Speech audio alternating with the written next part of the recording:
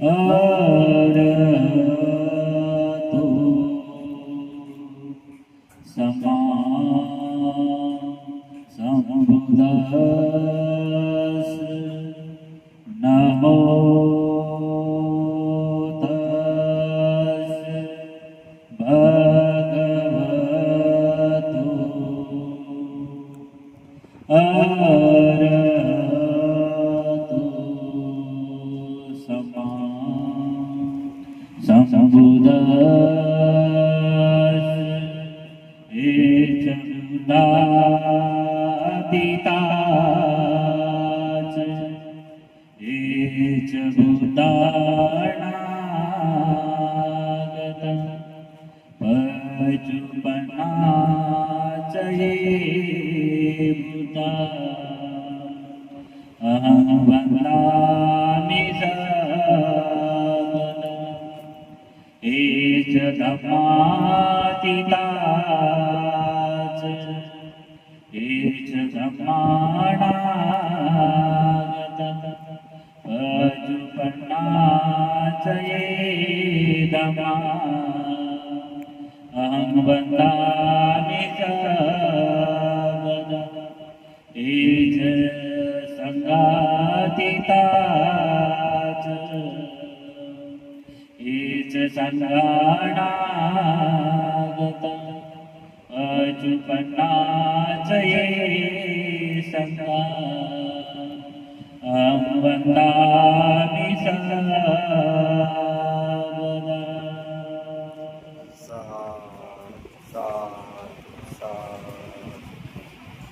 भगवंत सम्यक संबुद्ध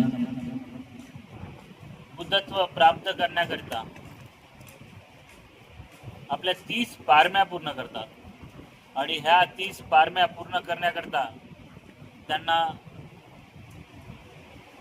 खूप सारे खंड खंड करून जन्म घ्यावा लागतो। खंड खंड म्हणजे काय? कल्पामध्ये जन्म घ्यावा लागतो। खूप सारे कल्प ग्रहण करून 30 पारम्या पूर्ण करून सम्यक संबोधी पदाला प्राप्त होतात। साधी गोष्ट नाही, सम्यक संबोधी पद प्राप्त करणं साधी गोष्ट नाही। आणि असे 30ही पारम्या पूर्ण करून संबोधी पदाला प्राप्त होणारे सम्यक संबुद्ध मग ते आपल्या मुखाने स्वाख्यात करतात सद्धम्माला। धम्म म्हणजे काय? धम्म म्हणजे हा निसर्ग नियम। कसं जगायचं, शुद्ध कसं व्हायचं हे सांगणारा शब्द म्हणजे धम्म। तर हे नेहमी निसर्गात असतात, पण त्याला स्वाख्यात करण्याचं सामर्थ्य फक्त सम्यक संबुद्धामध्ये असतं। इतका छान असा सुंदर असा धम्म तथागत सम्यक संबुद्धांनी स्वाख्यात केला आहे। आणि मग स्वाख्यात केला असा धम्म लोकांच्या कामी यावा, त्यामध्ये लोक पारंगत व्हावे, निपान गतीला प्राप्त व्हावे, त्याकरता संघाची निर्मिती करतात। सुंदर असा सुपटीपन्नो, उजुपटीपन्नो, न्यायपटीपन्नो, सामीचीपटीपन्नो असा सुंदर संघ भगवंताचा। त्या संघाची निर्मिती झाल्यानंतर त्या संघामध्ये चालणारे जे पण श्रावक आहे, श्रावक अग्रश्रावक अरंत पदापर्यंत बदल मारतात, अरंत होतात, 10 पारम्या पूर्ण करतात एका जीवनामध्ये। मग असा भगवंताचा सुंदर असा संघ। हे 3 रत्न आहेत, बुद्धरत्न, धम्मरत्न आणि संघरत्न। या 3 रत्नांना विवादन इथे उपस्थित आमचा वर्तमान काळातील भिक्खू संघ, ज्या भिक्खू संघाने आजही भगवंताचं शासन सांभाळून ठेवलं आहे, अशा पदपावन अशा भिक्खू संघाला माझी मंगल कामना आहे। या भूतलावर बोधिसत्व नाव ऐकलं असेल, बोधिसत्व जन्म घेत असतात नेहमी। आताच आमची पदयात्रा झाली, ताडोबावरून मऊला पायदळ गेलो रखरखत्या उन्हामध्ये। तर या पदयात्रेमध्ये आम्ही साचीला पोहोचलो। साची नाव ऐकलंय ना? साची तिथे सम्राट अशोकांनी बांधलेलं स्तूप आहे साचीला। मग ताडोबावरून संग्रामगिरीवरून पैदल चालत आम्ही साचीला पोहोचलो। वरतून येऊन खालून येऊन आणि मधामध्ये आम्ही चालणारे। खूप गरम व्हायचं, खूप ठिकाणी आम्ही थांबत गेलो, जंगलामध्ये, कधी मंदिरात थांबलो, कधी विहारात थांबलो, गुरुद्वाऱ्यात, प्रत्येक ठिकाणी थांबत तिथपर्यंत पोहोचलो. जिथं व्यवस्था झाली तिथे झोपलो, आराम केला. जिथे वेळ झाली तिथे भोजन केलं, चारिका केली आणि असं करत तिथे पोहोचलो. तिथे पोहोचल्यानंतर साचीला स्तूप आहे, समाट ठिकाणी बांधलेलं, पण त्या स्तूपाच्या बाजूला श्रीलंकन लोकांनी बांधलेलं एक विहार आहे आणि त्या विहारामध्ये सारीपुत्त आणि महामोगलायन बंतेजीचे धातू आहेत, अस्थि धातू. मनुष्याला जाळल्यानंतर त्याच्या अस्थि बनतात, धातू बनतात आहे ना. अरंताचे अस्थि बनतात, आपले धातू असं होते का? नाही, अरंताचे धातून आपले अस्थि असा. भगवंत आहे कोणी विचारलं होते का, आहे का, त्याचं उदाहरण द्यायचं काम पडलं, मग काय कराल? धातू आहे ना भगवंताचे, अजून आहे की नाही? भगवंताचे धातू आहे म्हणजे बुद्ध होते, हे प्रमाण आहे बुद्ध असल्याचं. धातू अजूनही आहे. बघितले तुम्ही धातू? बघितले नाही? बघितले. आपला जो देश आहे धम्मामध्ये भिकारी आहे. कुठे ठेवतो? धातू नेऊन भगवंताचे म्युझियम मध्ये, चैत्यामध्ये ठेवणारे धातू आम्ही म्युझियम मध्ये ठेवतो, आहे की नाही? चैत्यामध्ये ठेवणारे आम्ही धातू म्युझियम मध्ये ठेवतो. श्रीलंकेवाल्यांनी सारीपुत्त आणि महामोगलांमध्ये धातू त्या महाविहारामध्ये आतमध्ये ठेवल्या, साचीला. त्या ठिकाणी गेल्यानंतर आम्हाला तो बोधिसत्व आठवला, ज्या बोधिसत्वाचं नाव धम्मपाल अनागारिक होतं. आता आम्हाला तर बाबासाहेबच माहित आहे की नाही? एकच माहित आहे बोधिसत्व, आम्ही एकच माहित आहे. ते काय सांगतात बंतेजी, नवीन बोधिसत्व कुठून काढला? बोधिसत्व आपल्या पारम्या पूर्ण करायला प्रत्येक वेळेस या भूतलावर प्रतिसंधी ग्रहण करत असतात. बाबासाहेबांच्या आधी बोधिसत्व होते, त्यांचं नाव धम्मपाल अनागारिक, श्रीलंकेहून आले होते. आज तुम्हाला बुद्धगया दिसते ना? बुद्धगया दिसतंय ना? कोणामुळे दिसत आहे? धम्मपाल अनागारिक यांच्यामुळे. हे चारही स्थळ जे आहेत, ते चारही स्थळ कोणामुळे आपल्या डोळ्यात दिसत आहे? धम्मपाल अनागारिक यांच्यामुळे, श्रीलंकेचे होते. मग त्यांनी तिथे त्या अस्थि मिळवल्या आणि अस्थि मिळवून त्याला संगोपन करून ठेवलाय, सांभाळून ठेवलाय त्या ठिकाणी.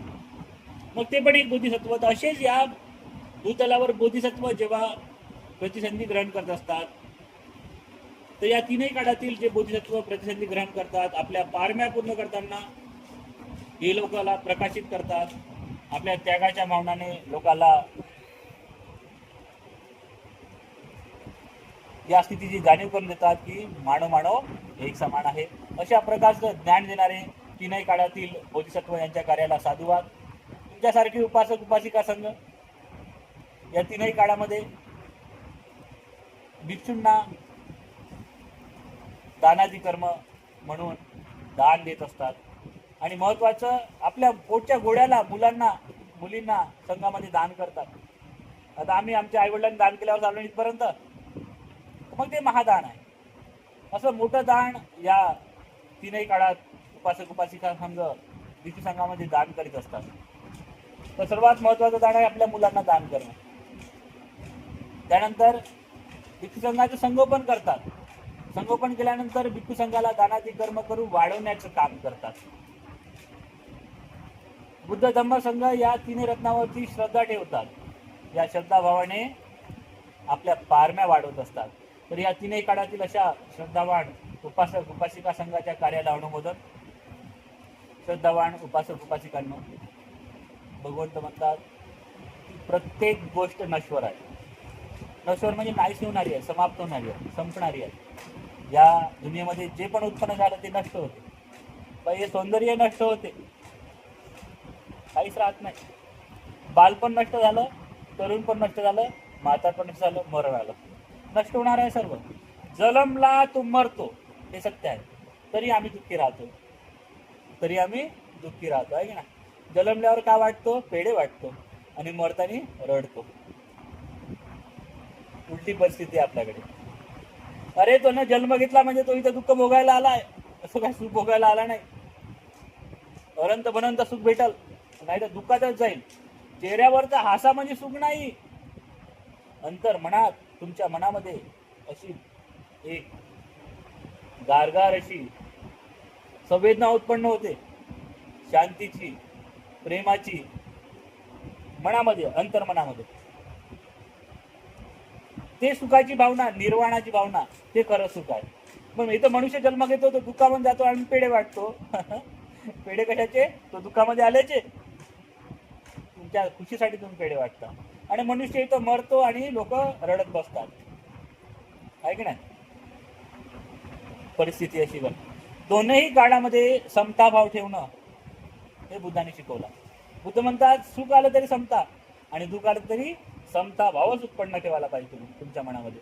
नाहीतर आमच्याकडे खुशी भेटली की नाचायला लागतात, थोडे पैसे आले, थोडी गाडी घेतली, थोडं काही आलं, कोणती अशी परिस्थिती, तर नाचत सुटतात आणि दुःख आलं की रडत बसतात.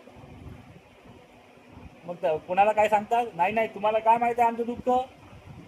अरे या जगामध्ये दुःखच आहे, सर्वांनाच माहित आहे दुःख. असा मनुष्य कोणताच नाही ज्याला दुःख माहित नाही.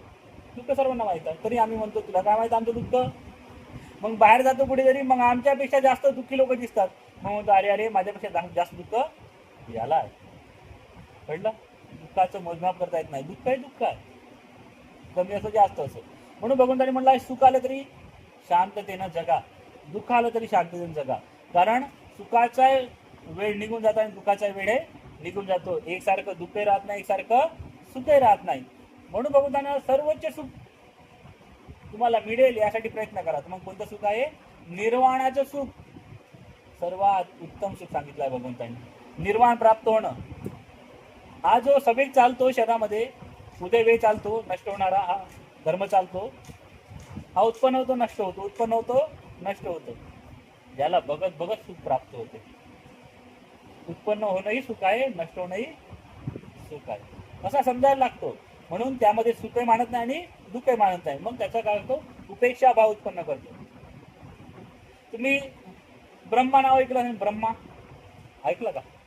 अरे काय नाही ऐकलं, सगळ्यांनाच ऐकलं. नाही, ब्रह्मा नाव सगळ्यांनाच ऐकलं. मग ब्रह्मा नाव घेते कोणी? तर मग आमच्या मनामध्ये काय भाव उत्पन्न होतो? अरे कोणत्या धर्मातला ब्रह्मा?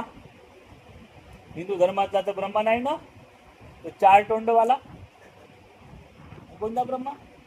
भगवंतांनी ब्रह्म सांगितलं. ब्रह्म विहार. जे विहार, विहार म्हणजे काय? विहार म्हणजे कुठेतरी लिहून राहते जेतवन बुद्ध विहार. कुठेतरी काय लिहून राहते? जेतवन बुद्ध विहार. कुठेतरी लिहून राहते श्रावस्ती बुद्ध विहार. ते विहार म्हणजे विहार नाही, तर विहार म्हणजे राहणे, जगणे, त्याला विहार म्हणतात. पाली भाषा ही विहार म्हणजे राहणे, जगणे, आहे का? मग भगवंतांनी ब्रह्मविहार सांगितलं. मग ब्रह्मविहार म्हणजे सुखाने राहण्याची पद्धती, सुखी लोकात राहण्याची पद्धती, त्याला ब्रह्मविहार सांगितलं. मग त्या चार ब्रह्मविहारांना त्यांनी उद्घोषित केलं. काय आहे? मैत्री, करुणा, मुदिता आणि उपेक्षा भाव. मैत्रीमध्ये जगा, करुणा ठेवा सर्वांशी, मुदिता नेहमी आनंदामध्ये आनंदी राहणे, लोकांच्या आनंदामध्ये, सर्वांच्या आनंदामध्ये आनंद सहभागी होणे. आणि उपेक्षा भाव. उपेक्षा भाव म्हणजे ज्या गोष्टीनं दुःख उत्पन्न होते, ज्या गोष्टीनं सुख उत्पन्न होते, ज्या गोष्टीनं हा धर्म काय होतो? प्रकंपित होतो, त्यापासून उपेक्षा भाव ठेवणं. मग कशा प्रकारे ठेवायचं ते सांगताना एक कहाणी सांगतो तुम्हाला, आहे की नाही?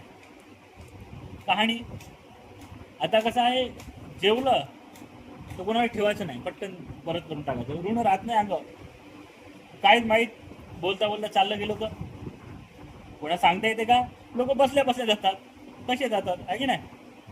सुखानं जाणं, मला धम्म देता येता जर गेलो तर सुखानं जाणं होईल ना, आहे की नाही? तुम्ही सुखी, मी सुखी. अरे देत तर होतं, तुम्ही ऐकत तर होते, आहे की नाही? तर मग कशा प्रकारे? तर मग हे शरीर नश्वर आहे हे सांगणारा भगवंतांनी उपदेश केला होता वैशाली नगरीमध्ये.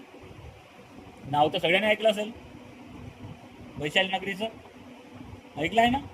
तिथली भगवंताची उपासिका बनलेली, नंतर भिक्षुणी बनलेली आम्रपाली. आम्रपालीची कथा खूप सुंदर कथा आहे ना. त्याच्यातून बोध कोणता घ्यावा हेच महत्वाचं आहे. कथा फक्त लोक कथा ऐकतात आणि कथा ऐकून अरे वा वा छान छान सुंदर सुंदर म्हणतात, पण त्या कथेतून काय शिकायचं, कोणता बोध घ्यायचा हे महत्वाचं. काय झालं होतं तिच्यासोबत, कोण होती ती, का तिला एवढं सहन करावं लागलं, यामागं कारण असते. प्रत्येक गोष्टी यामागं कारण असते असे भगवंतांनी सांगितलं. बिना कारणाने कोणतीच गोष्ट या जगात घडत नाही. अरे आपण म्हणतो विनाकारणच घडलं, विनाकारण काही घडत नाही आहे ना. त्याने विनाकारण असं केलं, त्याने विनाकारण कोणीच काही करत नाही. कुठेतरी काहीतरी घडत आहे, त्याचा परिणाम म्हणून आपण जगत आहोत. कळलं तुम्हाला? हे सगळं होत आहे परिणामाच्या गोष्टी आहेत. सगळं परिणामानेच घडते. सगळ्या गोष्टीला कारण आहे. तर मग वैशाली नगरीमध्ये लिच्छवी लोकांची ती नगरी, लिच्छवी राजांची ती नगरी खूप सुंदर आहे वैशाली. आता तर वैशाली नाहीच आहे सुंदर, पण भगवंताच्या काळामध्ये खूप सुंदर वैशाली होती, खूप सुंदर. तिथले बगीचे इतके सुंदर होते वैशालीचे. जास्तीत जास्त आम्रवण होतं. आम्रवणामध्ये तलाव असायचे, तलावामध्ये रंगीबेरंगी फुलाची झाडं असायची. त्या तलावात ना म्हणजे गुलाबाचं ते पुन्हा असते ना लिली वगैरे, खूप सुंदर. त्या परिसरामध्ये सुगंधित असे फुलांचे झाडं, सुंदर असे पक्षी, खूप सुंदर वातावरण होतं. वैशाली भगवंताला खूप आवडायची. कारण भगवंतांनी जेव्हा महापरिनिर्वाणाला भगवंत चालले होते तर वडून बघितलं होतं वैशालीकडे. शेवटचं वैशालीचं दर्शन म्हणून भगवंतांनी मागे वडून बघले. इतकी सुंदर वैशाली आहे. वैशालीची कहाणी खूप सुंदर आहे. अशा या सुंदर वैशालीमध्ये लिच्छवी राजाचं आम्रवण होतं. राजाचं आम्रवण किती सुंदर असेल. आता राजा म्हणलं तर काय काय ठेवत असेल तर आपल्या आम्रवणाची. तो जेव्हा क्रीडेसाठी आम्रवणात जातो आहे की नाही, क्रीडा करायला, मनोरंजन करायला जातो, तर मग किती सुंदर बनवलं त्यानं. तर मग इतक्या सुंदर आम्रवणामध्ये एक माडी माहिती आहे ना, बागेचं ध्यान ठेवणारा, त्या आम्रवणाचं ध्यान ठेवणारा तो माडी होता. त्या माड्याच्या काम करताना पाणी देत होता झाडाला, आणि पाणी देत होता त्याच्या कानावरती एक असा करुण असा एक शब्द त्याच्या कानावर ऐकू आला, रुंदन असा ऐकू आला. तो चांगल्या प्रकारे पाहतो तर ते रडण्याचा आवाज होता, लहान बाळाचा, एकदम लहान बाळाचा रडण्याचा आवाज. एक लहान बाळ रडत होतं. आता तो म्हणतो, अरे या आम्रवणामध्ये माझ्याशिवाय तर कोणी नाही, मग या आम्रवणामध्ये कोण आलं असेल, कोणाचं बाळ असेल, आणि माझी परमिशन घेतल्याशिवाय, आता तो माली येण्यासाठी त्याची परमिशन लागेल ना आतमध्ये यायला, माझी परमिशन घेतल्याशिवाय कोण आलं या आम्रवणामध्ये, कोणाचा आवाज येतोय, कोणाचं मुलं आलाय, कोणाचे आई वडील आले, कोणाचे आई वडील आले.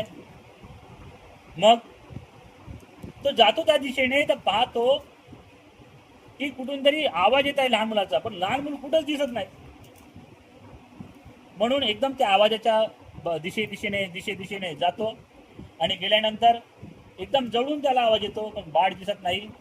मग त्या बाळाचा हात हालतो, त्या पानामधून बाळाचा हात हालतो, आणि पाहतो तर त्या आंब्याच्या पानामध्ये एका बाळाला लपवून ठेवलेला, लहानची मुलगी छोटीशी. त्याचं मन भरून येते. आता विचार करा, आता जन्मलेली ती मुलगी आहे की नाही, आणि तिला त्या आंब्याच्या झाडाखाली ठेवलं, त्या पाण्यामध्ये रुतत झालं पाणी अंगाला. कशी रडत असेल ती, रडत आहे, आणि याच्या मनामध्ये तिच्याविषयी करुणा उत्पन्न झाली. त्याने अलगद तिला पकडलं, आणि पकडल्या त्याला वाटलं ही माझीच मुलगी आहे. कारण त्या माड्याला मुलगी नव्हती, मुलगाही नव्हता, म्हणजे त्याला अपत्यच नव्हती.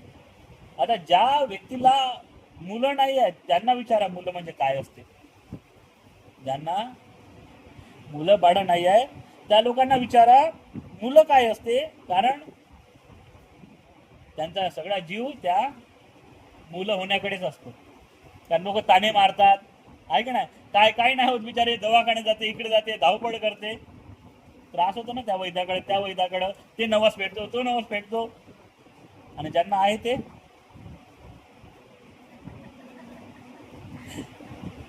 मग त्याला वाटलं की म्हणजे निसर्गानं मला जणू एक बाळ दिलाय. मग तो ध्यानात येतो, अरे नाही, हे माझं बाळ नाही, कोणाच तरी बाळ आहे, आणि आपण त्याला परत करावं. इमानदार व्यक्ती असा विचार येतो मनामध्ये. तो पाहतो चौबाजूनं कोणी दिसत नाही, तिला असं पकडतो, कवटाळतो, अरे बाळ उपाशी आहे, काय करावं, कुठं न्यावं. त्याच्या मनामध्ये हा विचार येतो की या बाळाला आपण घरी घेऊन जावं, ज्याचं असेल तो शोधत आला की परत देऊ.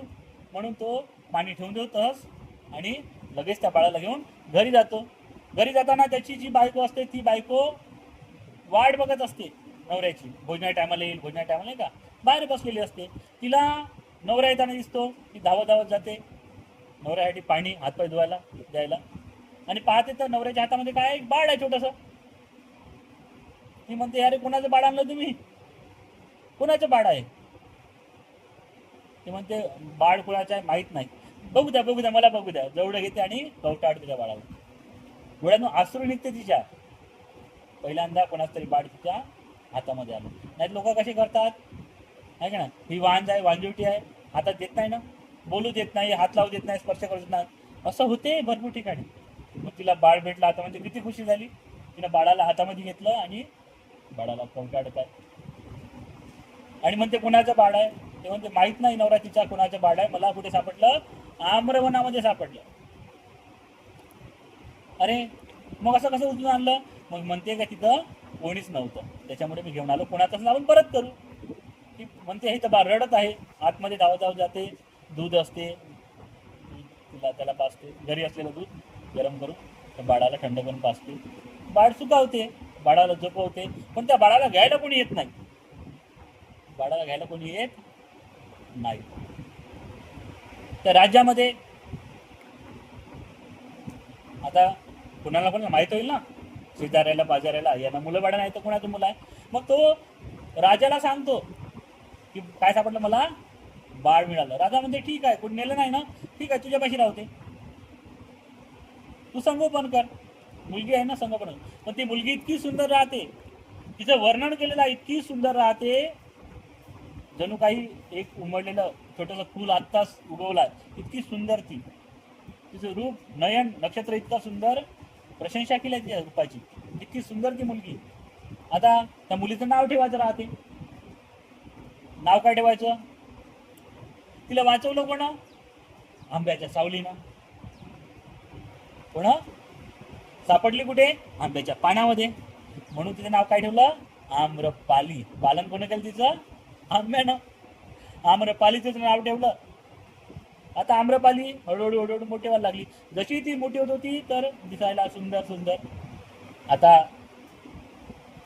एखादा व्यक्ती आपल्याकडे आहे का, मुलगा मोठा होतो, मग ड्युटी पाण्याला लागतो, मग मुलगी शोधतो. त्याला मुलगी कशी पाहिजे राहते? काड्या मुली कोणीच मागत नाही. हा डोंबडा राहतो, पण त्याला मुलगी सुंदर पाहिजे राहते. हा का, असंच आहे सगळ्याचं. हा कसाही असो, शेंबडा सुमडा, पण त्याला कशी पाहिजे? पत्नी सुंदर पाहिजे, आहे की ना. सगळ्याला वाटते ना सुंदर पाहिजे, सुंदर पाहिजे. मग सगळ्याचं आता ती हळूहळू सुंदर मोठी मोठी होत चालली. आणि आजच्या काळामध्ये 16 वर्षामध्ये लग्न करण्याची प्रथा होती. 16 वर्षात झालं की लग्न करण्याची प्रथा होती. मुलगा आहे 16 वर्षाचा आणि मुलगी 16 वर्षाची. हळूहळू होत आहे, मोठी होत आहे. आणि तिच्यासाठी कॉम्पिटिशन चालू झाले. तर जे म्हणजे त्या एरियातल्या राजाचे, तिथल्या व्यापाऱ्याचे, आहे ना, माझ्या मुलाला पाहिजे. कोणी कोणी तर म्हातारा मुलालाच लग्न करायची यासोबत असे म्हणायचे. पटराणी बनविलेला. तर तिच्यासाठी भांडणं चालू झाली. रोज तिच्या घरी कोणी ना कोणी मागणी घालायला यायचं, रोज धमकी देऊन जायचं, मला द्यायची बरं तुझी मुलगी, माझ्याच मुलाला द्यायची. राजकुमार सुद्धा यायचे. असं भांडणं चालू झालं तिथे. खूप खराब असं वातावरण सुरू झालं. आता त्या तिच्यासाठी युद्ध होणार होतं, एवढी खराब परिस्थिती आली. इतकी सुंदर होती बघायला. विचार करा तुम्ही, एखाद्या स्त्रीसाठी युद्ध होते, किती सुंदर असेल, आहे की नाही. तिच्यासाठी युद्धाची परिस्थिती निर्माण झाली. आता युद्ध टाळायचं आहे, एकामेकाला मारतील ना, जीव घेतील ना, भांडणं होतील ना. मग तिनं विचार केला मी लग्नच करणार नाही. आम्रपालीने विचार केला मी लग्नच करणार नाही. पण असं कसं लग्न करणार नाही? तू लग्न नाही करणार तरी तुझ्यासाठी भांडण होईल. मग तिला राजदरबारामध्ये, आता म्हणतो आपण एखादी केस टाकतो तर कुठे जाते? त्या काळामध्ये राजदरबारामध्ये. तिला बोलावलं, तिच्या वडिलाला बोलावलं आणि तिच्या वडिलांना म्हणते की काय करा, एखादी चांगला वर पाहून त्याची लग्न करून द्या. आता लग्न करायला सगळेच तयार. तर तलवारी निघते दरबारामध्ये, नाही नाही माझ्याच मुलाची लग्न. म्हणून असा निर्णय घेण्यात येते की हिला काय बनवावं? नगरवधू. काय बनवावं? नगरवधू. नगरवधू म्हणजे अख्ख्या नगराची बायको, अख्ख्या नगराची. कोणाची बायको? अख्ख्या नगराची. आपण वेश्या म्हणतो ना आपल्या भाषेमध्ये, त्यावेळेस नगरवधू म्हणले जायचे. त्या नगरामध्ये कोणी तिचा उपभोग घेऊ शकतो, विकत घेऊ शकतो तिला. अशी तिच्यावर जबरदस्ती झाली ना तिच्यावर, जबरदस्ती झाली तिच्यावर, तिने श्राप दिला जेव्हा जबरदस्ती झाली तेव्हा. काय म्हटलं होतं मनातून की हे राजन, हे माझ्यावर काय आहे, अत्याचार आहे, माझ्या सुंदरते ही माझी दुश्मनी आहे, तिची सुंदरता काय तिची दुश्मन आहे, आणि यामुळे तू काय केलं, माझ्यावर अत्याचार केला. लक्षात ठेव, तुझं राज्य एक दिवस नष्ट होईल. काय होईल? नष्ट होईल. तुलाही याचे पांग फेडावे लागतील. पण तो निर्णय तिला मान्य करावा लागला. तिनं निर्णय मान्य असता केला तर तिच्या आई वडिलांची हत्या झाली असती. म्हणून तिने तो निर्णय मान्य केला. निर्णय मान्य करून शेवटी एका रात्रीला ती कोणाची वधू होत होती, जो पैसे देईल त्याची बायको. अशी परिस्थिती निर्माण झाली. किती वाईट तिच्या वेदना असतील, काही वाईट तिचा काळ गेला असेल, पण एखादा व्यक्ती ज्या स्थितीमध्ये जातो त्याची सवय होऊन जाते. मग तिने म्हटलं माझं जीवन हेच आहे, म्हणून तिनं भक्कम पैसा गोळा करणं चालू केलं लोकांकडून. नगरवधू बनली, पण पैसा एवढा, राजाकडे पैसा नाही तेवढाच जेड पैसा होता. एवढी अमीर झाली ती. 7 मजल्याचं तिचं महल होतं. त्या महलामध्ये रंगीबेरंगी असे मॅट, एकदम महागडे मॅट, जो राजा नाही यूज करू शकत, असे मोठे मोठे व्यापारी तिच्याकडे जायचे आणि भरभरून वस्तू द्यायची. इतकी अमीर झालेली. अशामध्येच एका राजाकडून तिला गर्भधारणा झाली, तिला मुलगा झाला. आणि त्या मुलाला मोठं होताच त्या मुलाला संघामध्ये, भिक्षू संघामध्ये तिने दान दिलं. विचार कर, आपल्या मुलाला दान केलं. आणि असं दान केल्यानंतर एकदा योगायोग घडला. योगायोग कसा घडला? एकदा भगवंत राजगृहाहून निघाले, आणि राजगृहाहून निघाले तर ते काय करायचे, जेव्हा जेव्हा ती वैशालीला जायचे तेव्हा थांबायचे कुठे? राजाच्या आम्रवनामध्ये. कोणाच्या आम्रवनामध्ये? राजाचं आम्रवण खूप सुंदर होतं. पण त्या काळामध्ये असं झालं की आम्रपालीचंही एक आम्रवण होतं, खूप सुंदर बगीचा होता. आणि योगायोग त्या आम्रवनामध्ये जाऊन भगवंत थांबले. आता तिथला जो माडी होता, जय याच्यामध्ये माडी होता, ती पण पैसेवाली होती, भक्कम पैसा कमवला होता तिने. आणि तिथेही एक माडी होता, आणि त्या माड्यानं पाहिलं की अरे प्रत्यक्षामध्ये तथागत बुद्धाला त्या काळामध्ये सगळे ओळखत होते. आणि त्यांचे शिष्य म्हणजे संपूर्ण भिक्षू कुठे येत आहे? आमच्या आम्रवनामध्ये. अरे वा वा वा वा, नशीब आमचं. म्हणून तो धावत सुटला आणि कुठे गेला? आम्रपालीकडे. आम्रपालीला सांगतो, काय सांगतो? माते, आपल्या आम्रवनामध्ये कोणाला आहे? तथागत सम्यक संबुद्ध आली प्रत्यक्षामध्ये. आपल्या आम्रवनाच्या झाडाखाली ते बसलेत. किती सुंदर. तिला काय सुचलं? तिला वाटलं अरे वा वा वा, माझा मुलगा आला असेल त्याच्यामध्ये. वाटते ना कोणाला संघामध्ये, तेव्हा तिनं स्थापित केलं तेव्हा. म्हणून तिनं काय केलं, आता ती नटणारी एक बाई, शृंगार करणारी, गेली आरशासमोर पट्ट नटायला लागली. ते राज वैभवी हार टाकला तिने, आहे ना, खूप सुंदर असं हे लाली लावली आणि पडत सुटली. जिथपर्यंत पैदल जाता येते तिथपर्यंत पैदल गेली, महलातून खाली आली आणि रथावर बसली. रथ पळत सुटला, आणि रथ जेव्हा चालला आणि रथ तिथे जाऊन थांबला, त्या ठिकाणी पुन्हा पैदल ती आम्रवनामध्ये गेली. जाऊन भगवंताला वंदन केलं, भगवंताची प्रदक्षिणा केली, आणि डोळे भरून भगवंताला पाहते ती. तथागत सम्यक संबुद्धाला डोळे भरून पाहते. अरे माझ्या मुलाचा गुरु, इतकं सुंदर याचं रूप, इतकी सुंदर ही काया, इथे आल्यानंतर शीतलता प्राप्त होते, इतकं सुंदर हे स्वरूप, आणि हे माझ्या आम्रवनामध्ये. धन्य झाली ती. कळत न कळत तिच्या मुखातून शब्द निघाला. कोणता शब्द? की उद्याचं भोजनदान भगवंतांनी भिक्खू संघासहित माझ्याकडे ग्रहण करावं. भगवंत मुख राहिले, बोलले नाही, आणि मुख राहून त्यांनी होकार दिला. किती खुश झाली, खुश झाली, थांबली नाही. उद्याची तयारी आहे, तिला वाटलं उद्याची तयारी आताच. पुन्हा भगवंताला वंदन केलं आणि पट निघाली. जाऊन रथामध्ये बसले, आणि रथ जो पडतो तिचा. आता तिकडून त्या राज्यातले लोक, आता कसं होतं, पहिल्याचा मान नेहमी राजाला राहायचा. कुणाच्या आम्रवनात जात होते बुद्ध? राजाच्या. पण यावेळेस कुठे गेले? आम्रपालीच्या. म्हणून तो राजकुमार येत आहे बुद्धाकडे, बुद्धाला उद्याच्या भोजनाचं निमंत्रण द्यायला. पण बुद्धाने कोणाला दिलं होतं? आम्रपालीला होकार दिला ना. म्हणून हे पळत सुटली. जेव्हा पळत सुटली तेव्हा हिचा रथ आणि त्या राजाचा रथ एकामेकाला घासून गेला. हिचं काही लक्ष नव्हतं, हिनं काही त्या राजाला मान दिला, त्या राजकुमाराला सन्मान दिला, गेली.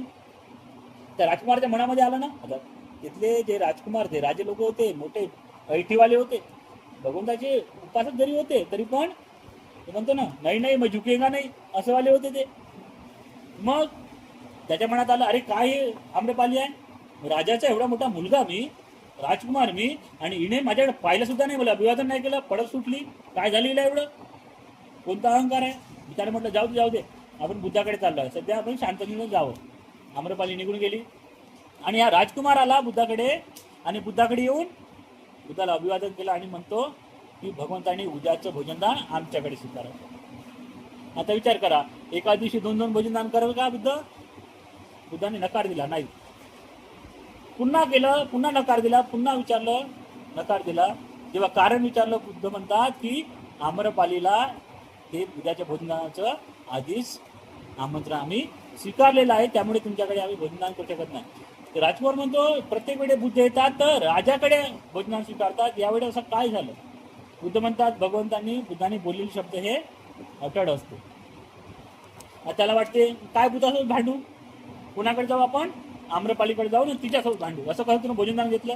म्हणून तोही निघतो, रथामध्ये बसतो आणि तिच्या महलाकडे निघतो, आम्रपालीकडे जातो.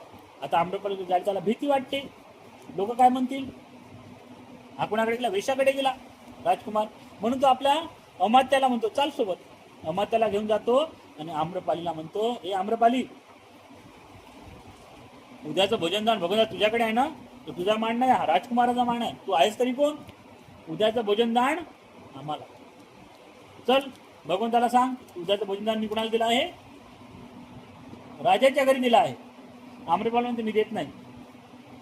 असेल तू राजकुमार, मी देत नाही. ते म्हणजे असे का देत नाही, तो तलवार काढतो, धमकवतो, दे नाही तर बघ,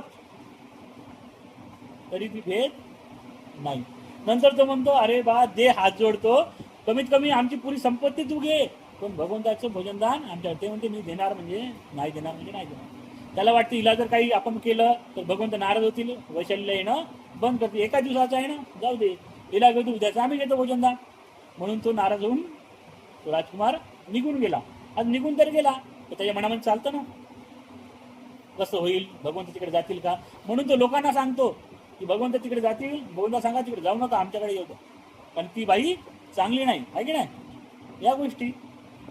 आता आम्रपालीला बाकीच्या गोष्टीची चिंता नसते, कोणी काही बोललं तरी.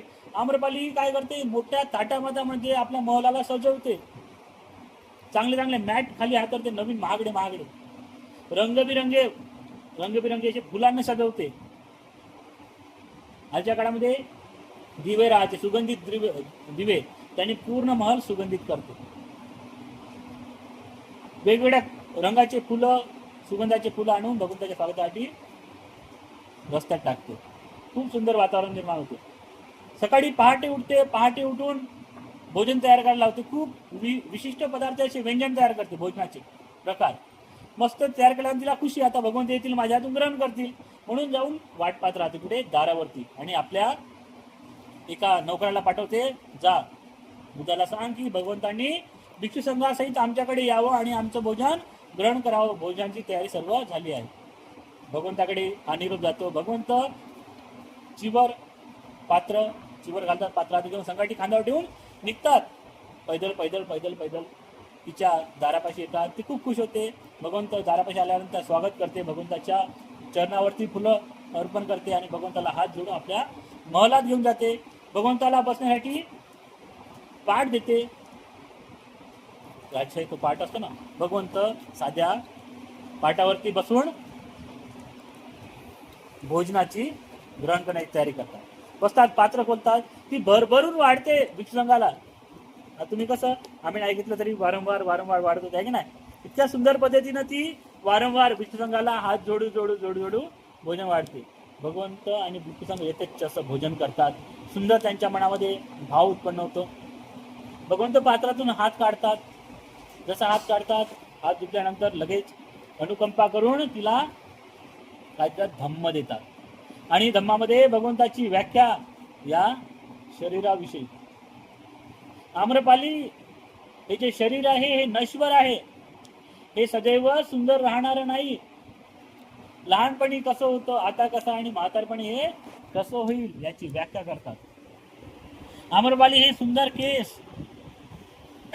ज्या केसाला तू नेहमी सुंदर म्हणते, हे एक दिवस तागासारखे होतील. आम्रपाली ज्या डोळ्याला लोक सुंदर म्हणतात, तुझ्या म्हातारमध्ये मोतीबिंदू सारखे रोग उत्पन्न होतील. आम्रपाली तुझ्या चेहऱ्याला सुंदर सुंदर म्हणते, त्याच्यावर सुरकुत्या पडतील. आम्रपाली ज्या पायावर, ज्या दंडावर तुला हाताच्या अभिमान आहे, सुंदरता दिसते, ते एक दिवस त्याचं मांस लोंबकळत पडेल. आम्रपाली तुझ्याकडे लोकांची पाहण्याची इच्छा होणार नाही, इतकं तुझं शरीर जर्जर होईल. मग तुला कशाची काय आहे, अभिमान आहे. भगवंत सांगत असतात आणि तिच्या मनामध्ये भाव उत्पन्न होतो. कसला भाव? नश्वरतेचा. कशी नश्वरता? अशुभ भावनेची. या शरीरामध्ये काही सुंदर नाही, तरी आपण लाली लावतो, पावडर लावतो, लेपच लेप लावतो, का सुंदर दिसावं. भगवंत बिना लेप नाही काही सुंदर दिसायचे आहे की नाही? आपण लेप लावून सुंदर दिसण्याचा प्रयत्न करतो. भगवंताचा कर्माचा भाग होता आणि आमचा हा ब्युटी पार्लरचा भाग आहे. जसे भगवंत सांगतात सुटतात, तिच्या मनामध्ये वैराग्य भाव उत्पन्न होतो आणि तिला वाटते की या संसारामध्ये काही ठेवलं नाही, ना या शरीरामध्ये ठेवलं आहे, ना या दुनियामध्ये ठेवलं आहे. म्हणून तुझ्या मनामध्ये उत्पन्न होते की मी काय करावं? वैराग्य धारण करावं, मीही भिक्षुणी बनावं, भगवंताच्या संघामध्ये जावं. तिच्या मनामध्ये हा उत्पन्न भाव झालेला भाव ती बोलून दाखवते भगवंताला. भगवंत तिला साधुवाद देतात, जा आणि भिक्षू संघामध्ये तू काय कर, भिक्षुणी संघामध्ये जाऊन तू सामील हो. त्या काळातली पहिली ती नगरवधू, वेश्या म्हणतो आपण तिला, ती भगवंताच्या त्या शासनामध्ये भिक्षुणी म्हणून आली. आणि या शरीराच्या सुंदरतेला आपण पाहतो ना, तिच्या शरीराच्या सुंदरतेमध्ये अशुभ भावना पाहू लागली आणि अशुभ भावना पाहता पाहता पाहता पाहता अनंत पदाला प्राप्त झाली, मुक्त झाली. आणि म्हणते, लोकांना सांगते की हे शरीर काही सुंदर नाही. या शरीरामध्ये तुम्ही सुंदरता पाहू पाहू अडून गेले आहात, थांबून गेले आहात. या सुंदरतेपायी तुम्ही स्वतःमध्ये अभिमान जागृत केला आहे. या जगामध्ये असं सुंदर असं काही नाही. डोळ्याला सुंदर म्हणता, डोळ्यामध्ये घाण निघते आहे ना. सकाळी डोळ्यावर पाणी नाही घेतलं तर कसं चिपट चिपट लागून राहते. नाकाले सुंदर म्हणजे शेंबडाचं नाक आहे ते. शरीराला सुंदर म्हणजे प्रत्येक ठिकाणून घाण निघते. काय काय ओठ सुंदर आहे म्हणते, आता लाली लावतो आणि हिवाळ्यामध्ये उलते ते हे निघते, स्किन निघते. काय आहे का नाही? मग काय सुंदर आहे? सुंदर काहीच नाही. शरीर आत्मनू सारखंच आहे. अंदरून हे जे चमडं त्या लॅमिनेशन केलं आहे ना, त्या लॅमिनेशन मुळे चांगलं दिसतं. आपण हे लॅमिनेशन काढलं एकदा तर सगळे सारखेच मोठं राहू काय राहू, काढं बुरं सगळं सारखं. मग हा बोध जेव्हा माणसाला प्राप्त होतो, जेव्हा माणसाला समजतो, तेव्हा माणसामध्ये या सुंदरतेविषयी काही उरत नाही. म्हणून सगळे सारखं. मनुष्य प्राणी आहे, त्याच्या कर्माचा भाग आहे. तो सुंदर आहे, कुणी दिसायला काढा कुरूपा. म्हणून ती आम्रपाली जेव्हा आठवते तिचा प्रतिसंधीचा काळ, तेव्हा म्हणते की मला नगरवधू, आताच नाही प्रत्येक काळामध्ये नगरवधूच व्हावं लागलं. जेव्हा जेव्हा मी मनुष्य रूपामध्ये जन्म घेतला, स्त्री रूपामध्ये मी जन्माला आली, तेव्हा तेव्हा मी काय झाली? नगरवधूच झाली. त्याच्या मागे कारण असते. एका काळामध्ये चैत्याची साफसफाई करणाऱ्यांमध्ये तिचा सहभाग होता. साफसफाई, चैत्याची साफसफाई, झाड झुड, चैत्याची साफसफाई. आणि त्याच काळामध्ये भिक्षुणी संघ त्या चैत्याचं दर्शन करायला आला. आणि त्या भिक्षुणी संघामध्ये अनंत असलेली भिक्षुणी त्या ठिकाणी आली. आता हे झाडत होती, झाडल्यामुळे तो जो धूळ असतो तो तिच्या नाकात गेला आणि तिला शिंक आली. त्या भिक्षुणीला शिंक आली आणि तिच्या तोंडातून काय निघलं बघ, सगळ्या गावाची घाण याच्या इथं आणून टाकत आहे चैत्यावर, असं तिच्या मुखातून निघालं. पण ती जे होती ती अनंत पदाला प्राप्त झालेली भिक्षुणी होती. तिच्या मुखातून निघलेल्या त्या शब्दामुळे तिला प्रत्येक जन्मामध्ये वेश्येचं रूप घ्यायला लागलं. पुऱ्या दुनियेची घाण तिला संबोधलं लोकांनी. पुऱ्या नगराची घाण होती ना, जगावं लागलं ना जीवन. म्हणून कधीही कोणता भिक्षू कोणत्या पदाला प्राप्त झाला हे आपल्याला माहित असते का? म्हणून भिक्षू संघाविषयी मान सन्मान नेहमी ठेवायचा. चुकू नये आपल्या मुखातून भिक्षूंचा अपमान होऊ नये याकडे खबरदारी लक्ष द्यायचं. माहीत नसते आपल्याला, कारण भगवंताचा हा संघ खूप सुंदर संघ आहे. त्या संघामध्ये विविधतेने नटलेले असे भिक्षू आहेत. कारण भगवंताने प्रशंसा केली आहे या संघाची, भिक्षू संघाची. भगवंत म्हणतात की मातेला मला नको, हे चिवर कुणाला दान कर, संघाला दान कर. कारण संघामध्ये विविधतेने असे नटलेले असे भिक्षू आहेत, विविधता प्राप्त असलेले भिक्षू आहेत, विविध गुणांनी संपन्न असे भिक्षू आहेत. म्हणून उपासक उपासिकांनो लक्षात ठेवा, भगवंतांनी सांगितलेले 4 ब्रह्मविहार मैत्री, करुणा, मुदिता, उपेक्षा या 4 ब्रह्मविहारामध्ये नेहमी जगायचं.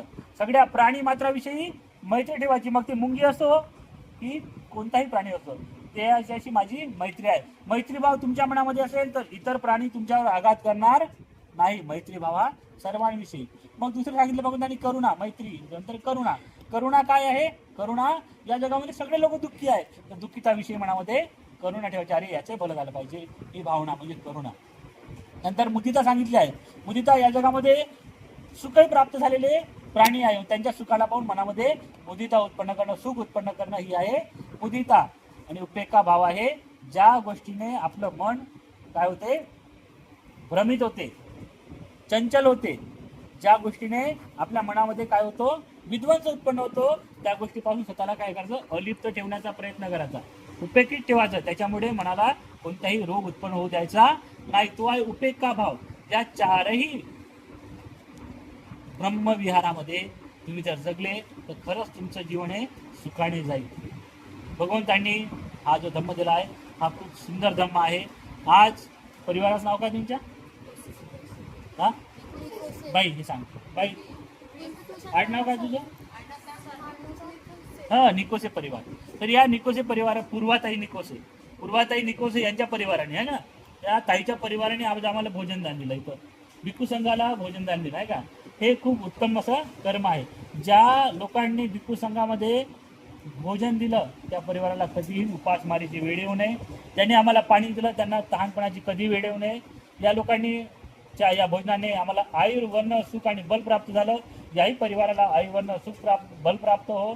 या भूतलावर जे पण प्राणी आहे, सूक्ष्म असो वा स्थूल असो, जवळचे वा दूरचे असो, पाण्यातील जमिनीवरील आकाशातील असो, मनुष्य असो अमनुष्य असो, आधी जन्मलेले आता जन्मलेले भविष्यात जन्मणारे असो, या सर्वांचं मंगल हो, सर्वांचं कल्याण हो.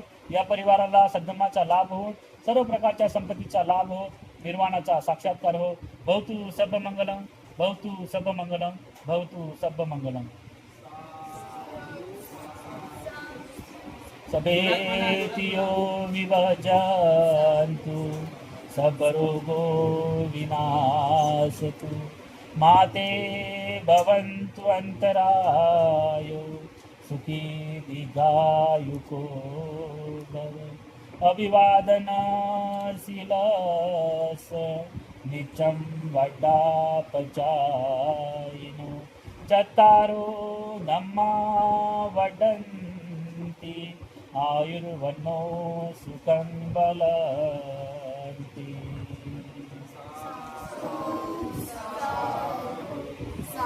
सुखियंतु दुःखानि भय आरोगानि शोकापमुच्यन्तु.